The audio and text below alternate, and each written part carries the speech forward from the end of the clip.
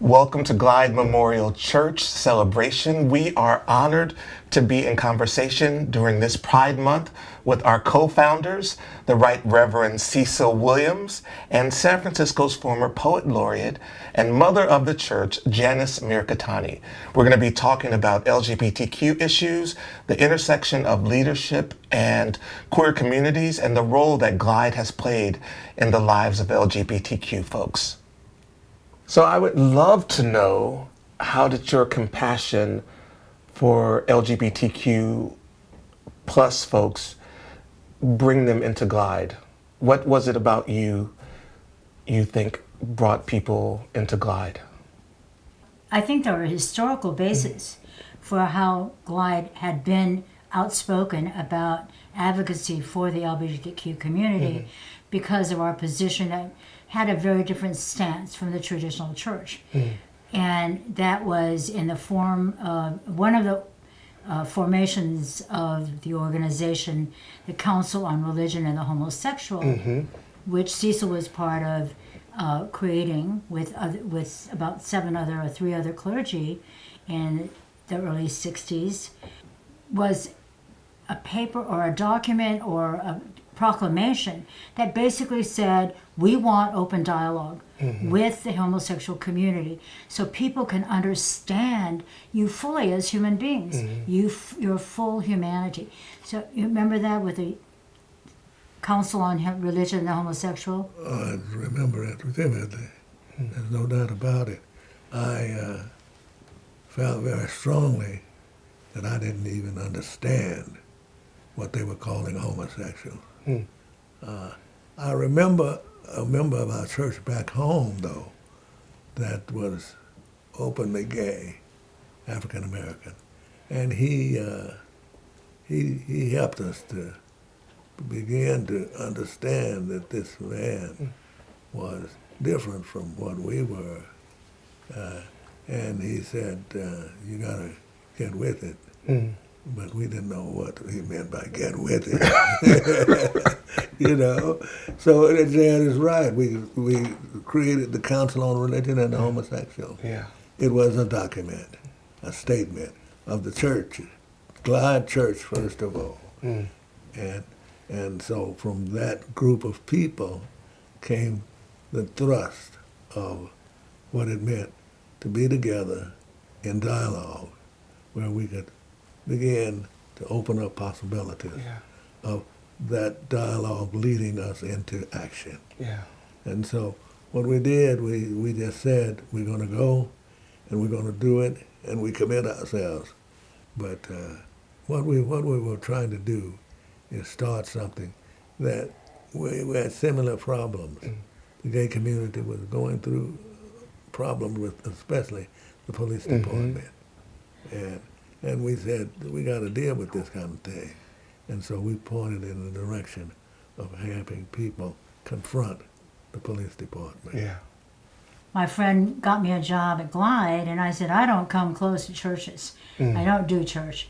But she said, well, you'd be working for the foundation, and it really is with an organization called Citizens Alert, which was an organization that was formed at Glide by Cecil, Phyllis Lyon, Del Martin, and other clergy and other members of the LGBTQ community to really, really protest and record stories of brutality against particularly the trans community, but the entire community, all people who gathered in bars or whatever, and the police really did beat them up. And so we took photographs of them, and I transcribed the tapes of their stories, the brutality.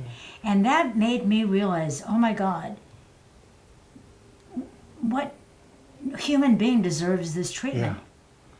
What human being deserves the treatment of being beaten up because of who they are? And I was a complete naive child, kid, who had not much exposure with the LGBTQ community, but I was so moved by their stories and by the fact that they were willing to courageously come out, have their photographs taken, they had allies, of course, and that's when I realized the power of organizing, Yeah. the power of alliances, the power of the church, in fact. You know, a church that had the courage to stand with the oppressed or to stand with the marginalized. And Glide was that church. Yeah. So my experience was that they taught me about, wow, this is what empathy does. This Yeah. is what, because, you know, I'd come from a background of being in a concentration camp and, you know, brutal relationships, etc. So there was that empathy from my personal side, but also, you know, knowing that Cecil's struggle with the civil rights movement and with police brutality in his community, that there seemed to be a natural alliance there.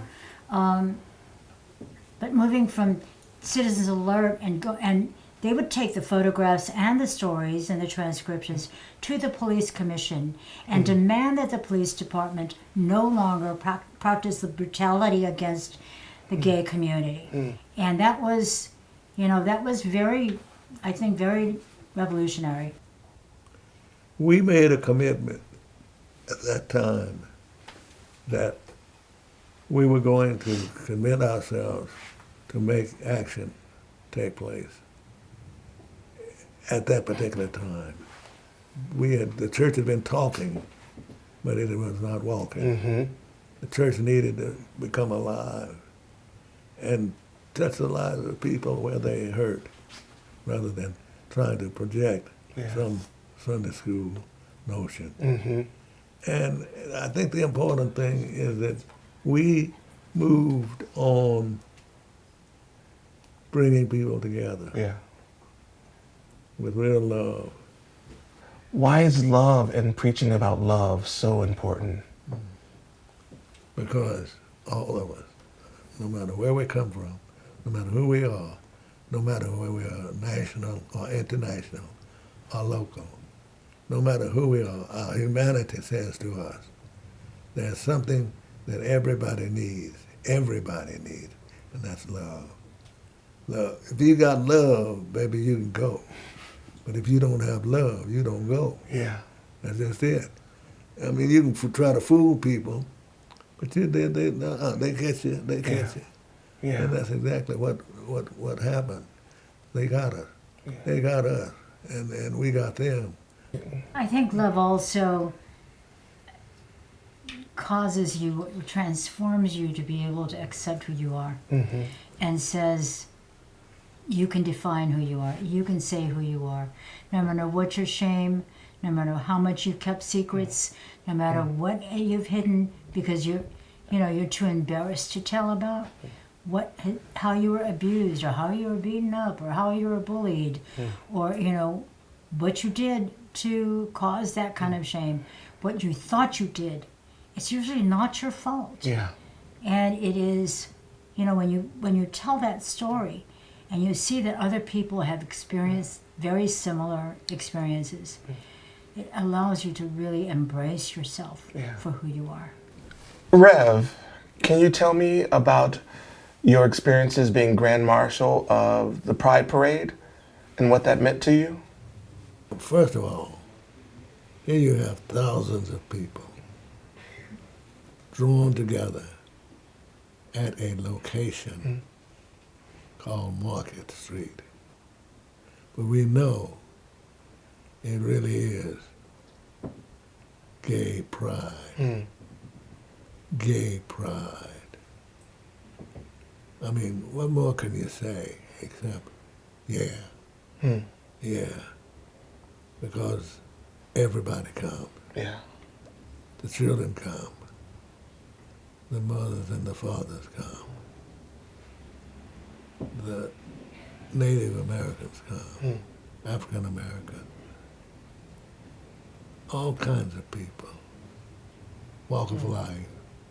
And what it says is, when you got something going for you, take it and make it work.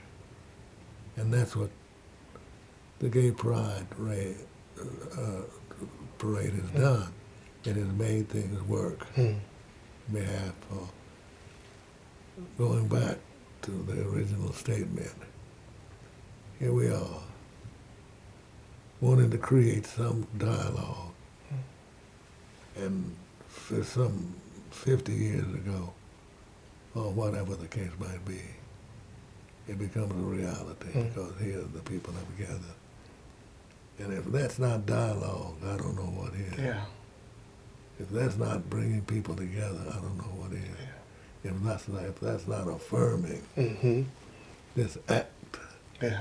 of gathered people, I don't know what is. Yeah. See, gay means pride, Hmm. and pride means gay. Well, thank you both for your time, for your wisdom, for your stories, for being so generous with all the lessons you've learned, for being both impacted by LGBTQ folks, but also being an impact on communities, for birthing movements, for having places for people to organize, for being the mecca for LGBTQ folks, where there's no question whether or not you will be accepted, for democratizing what church looks like, where straight people sit next to gay people, sit next to poor people, sit next to folks who are in addiction cycles, for making church a new thing, you know, for LGBTQ folks, but for everyone. So just want to say thank you, and for all your work and for all your wisdom as well.